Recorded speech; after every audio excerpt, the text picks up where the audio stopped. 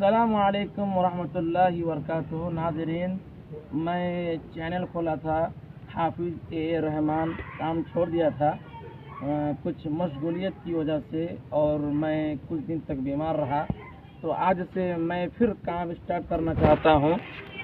तो काम स्टार्ट करना चाहता हूँ तो उससे पहले मैं, क्योंकि मेरा जो चैनल है वो हाफिज़ ए रहमान है, तो मैं कुरान करीम की तिलावत से शुरू करना चाहता हूँ।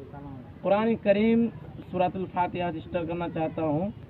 तो आप लोग सुनिए, अगर अच्छा लगे तो वीडियो को ज़रूर लाइक कीजिएगा और शेयर भी कीजिएगा, ताकि आगे और बढ़ जाए और लोग सुने और मुझे, आप लोगों को फ़ायदा पहुँचे और मुझे भी कुछ फ़ायदा पहुँच जाए, क्योंकि नेकी का काम है। अगर लोगों तक अच्छी बात पहुँचाएंगे, सुनाएंगे, तो अल्लाह ताला इंशाअल्लाह अजर और सवाब मिलेगा मुझे। तो पढ़ता हूँ मैं। सूरतुल फातिहा तिलावत किस तरह की जाती है, लोग इसमें बहुत गड़बड़ कर देते हैं। सूरतुल फातिहा नमाज में लोग पढ़ते हैं तो ठहर ठहर कर नहीं पढ़ते हैं, हालांकि उनको हर आयत में वक़्फ़ करना चाहिए। तो मैं पढ़ता हूँ, मुलाज़ा फरमाइएगा। अऊज़ु बिल्लाहि मिनश शैतानिर रजीम, बिस्मिल्लाहिर रहमानिर रहीम, अल्हम्दुलिल्लाहि रब्बिल आलमीन, अर्रहमानिर रहीम, मालिकि यौमिद्दीन, इय्याका नअबुदु व इय्याका नस्तईन,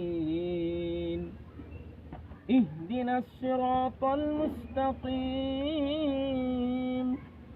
सिरातल लज़ीना अन्अमता अलैहिम गैरिल मग़्ज़ूबि अलैहिम वलद्दाल्लीन,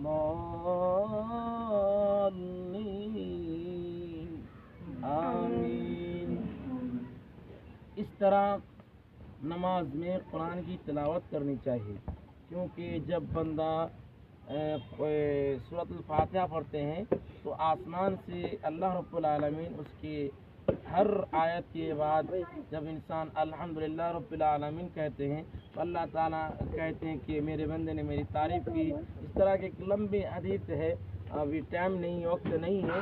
मुख्तसर वक्त में ये आपको बोलना चाहता हूँ कि आप जब नमाज में जब सूरतुल फातिहा की तिलावत करें तो ठहर ठहर कर करें। यहीं से मैं अपनी बातों को ख़त्म करता हूँ। अस्सलामु अलैकुम व रहमतुल्लाहि व बरकातुहू।